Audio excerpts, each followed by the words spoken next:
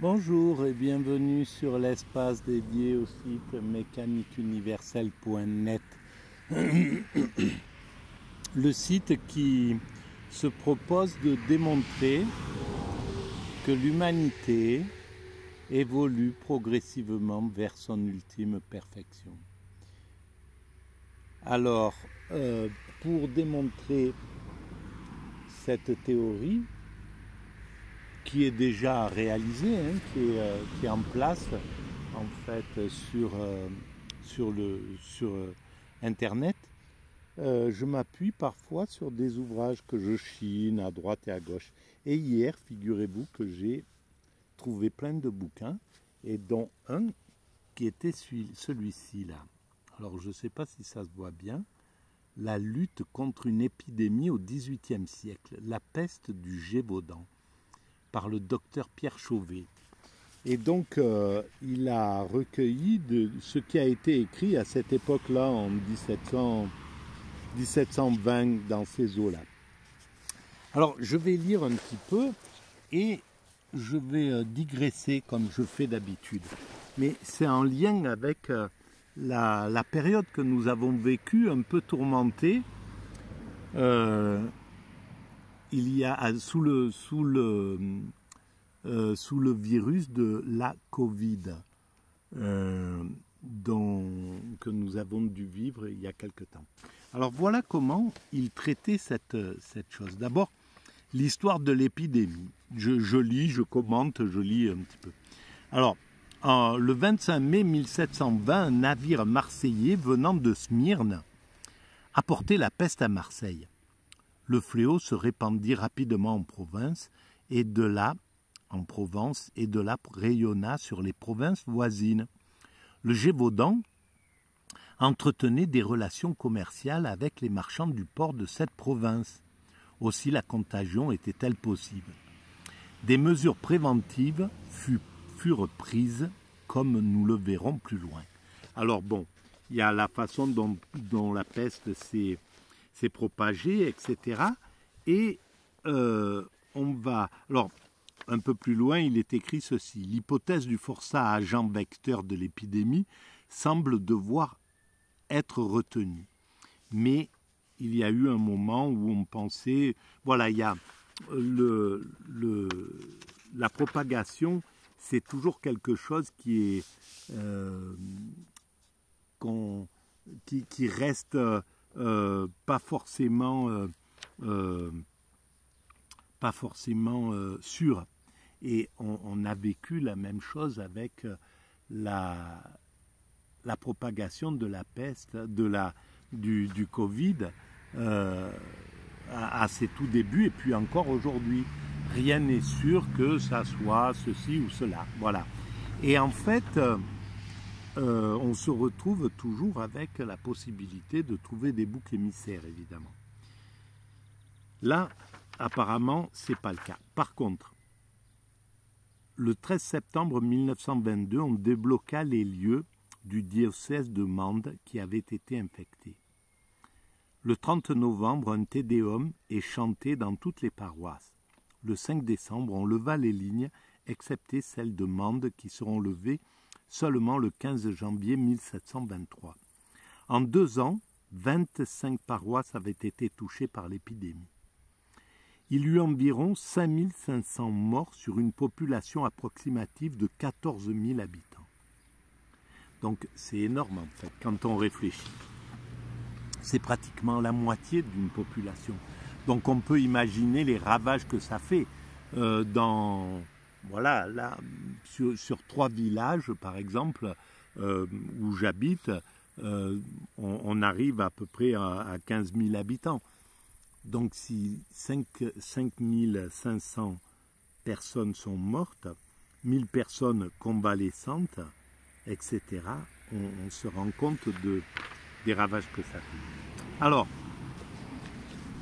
la façon dont est gérée ces épidémies, eh bien, on se rend compte que c'est très proche de ce que nous vivons. Ça c'est sophistiqué, évidemment, on est à un autre niveau, et puis ça, c'est sur l'impact globale de la planète, de l'ensemble de l'humanité que nous avons eu à gérer cette épidémie. Mais on retrouve des similitudes.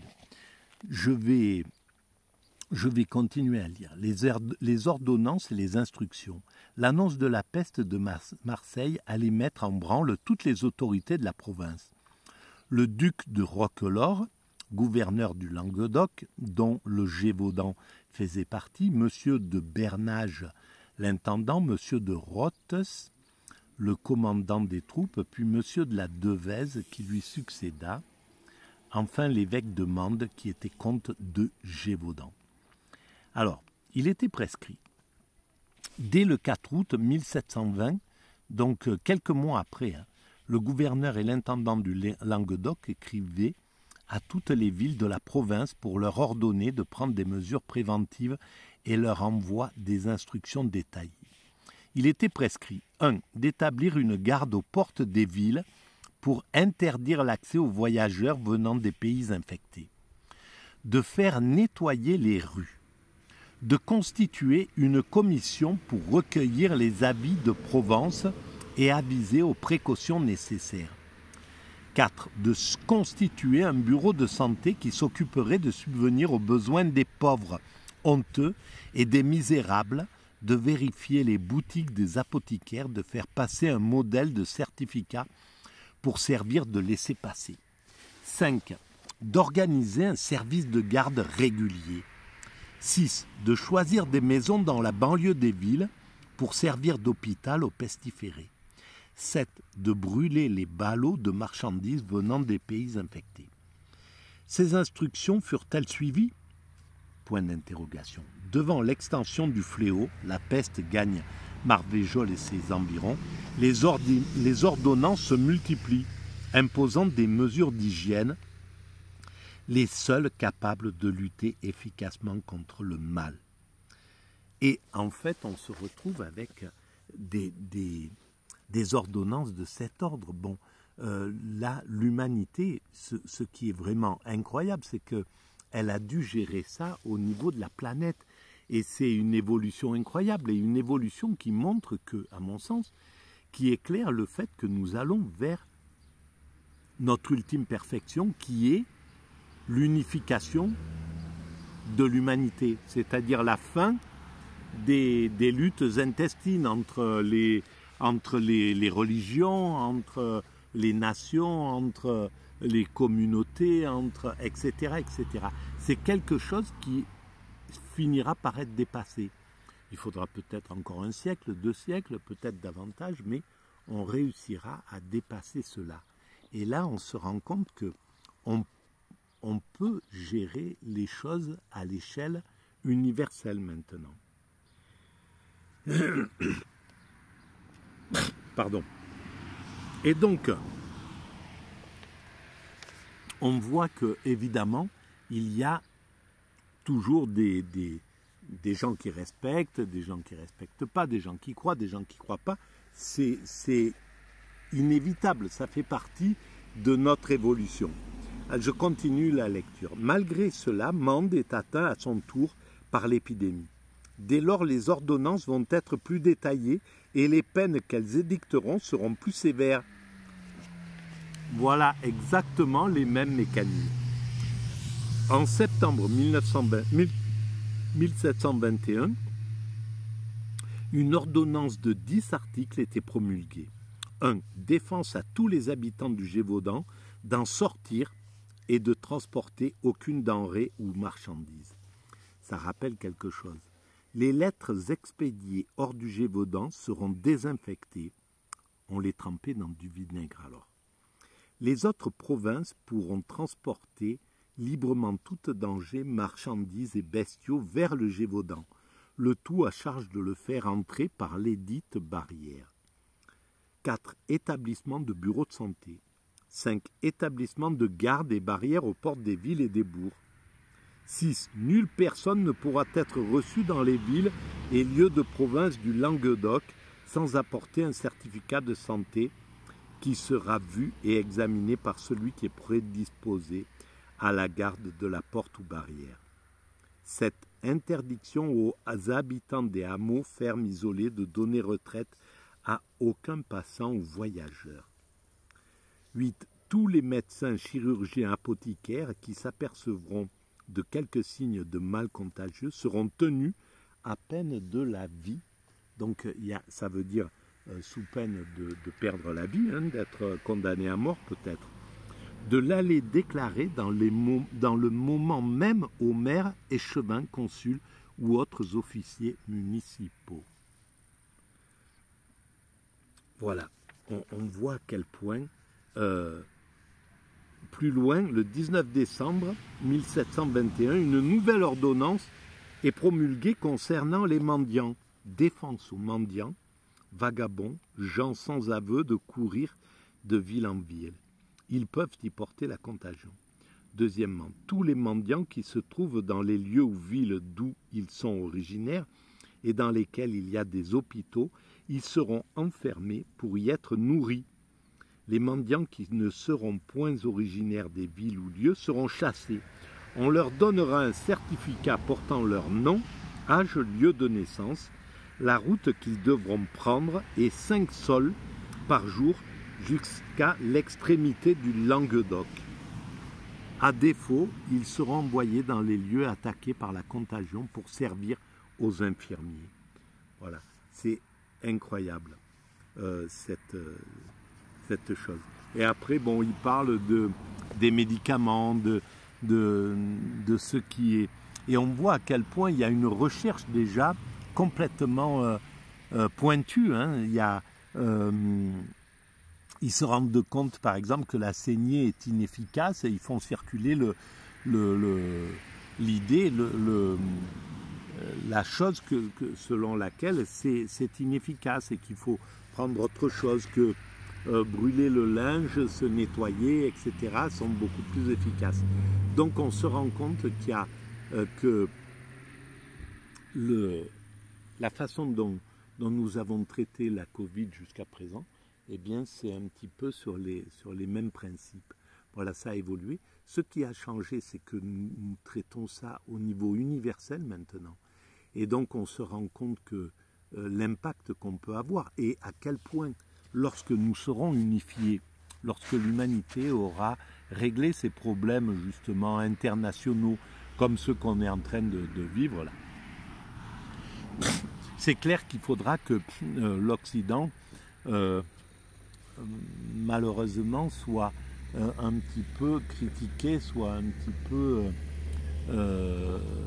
continue à être boycotté, il me semble, par l'Afrique et par le reste du monde pour qu'on perde un peu notre ego, notre suffisance, notre façon de considérer les autres nations. C'est inadmissible d'être encore à ce niveau-là. Mais bon, on n'y peut rien. On a été les dominants de la planète pendant 300 ou 400 ans. Les dominants se sont considérés comme supérieurs parce que c'était une obligation pour pouvoir pour mettre en place un système qui n'est pas égalitaire comme la colonisation. Eh bien, il faut se sentir supérieur. Donc, ça stimule le narcissisme, ça stimule le mépris d'autrui, etc., la dégradation de l'image de l'autre. Et en fait, ces siècles, depuis 1400, hein, depuis que nous sommes allés aux États-Unis, enfin en Amérique, nous sommes allés nous faire voir, nous faire rencontrer par les Indiens, et ben depuis, on est dans ce sentiment de toute puissance qu'il faut maintenant d'évaluer, et le monde est en train de nous aider à le faire, et ça c'est vraiment génial. C'est-à-dire que l'Occident va devoir devenir humble, un peu plus humble que ce qu'il est déjà, et faire ses mea culpa, etc., etc., et accepter le fait de passer sur un système symbiotique. Voilà, c'est ce que j'écris depuis très longtemps, depuis 20 ans déjà. Je préconisais de le faire avant qu'on nous y force. Malheureusement, le système est sourd devant ce type de choses. Et ben la surdité fait que, voilà, quand on est quelqu'un qui opprime quelqu'un d'autre et qui reste sourd à ses lamentations, finit par être renversé, par être, etc. Voilà, ça a été le cas de l'Occident, des colonisateurs lorsqu'ils étaient dans les pays colonisés. Ils n'entendaient pas les appels, les demandes de liberté, les demandes d'égalité, etc., etc. Ils ne voulaient pas entendre. Ils pensaient que l'oppression pouvait durer éternellement. Et ben, un jour ou l'autre, ils ont été renversés. Et c'est le cas encore des endroits qui sont où on retrouve plus ou moins, sous des formes un peu particulières, mais un système colonial, quoi. Ben, malheureusement, le fait de ne pas choisir que ça soit pas le colon qui décide en somme de changer d'attitude, que ça vienne de lui, que l'initiative vienne de lui. Et donc en réalité, si l'initiative était venue par exemple de l'Occident, quand j'écrivais ça il y a 20 ans quasiment, que c'était à l'Occident de prendre l'initiative de partager, de sortir de l'idée de la France-Afrique, d'arrêter de piller l'Afrique, d'arrêter d'abuser, etc., etc. C'était très facile et on s'est rendu compte. Il y avait des journalistes qui essayaient d'éclairer. Par exemple, il y a eu un journaliste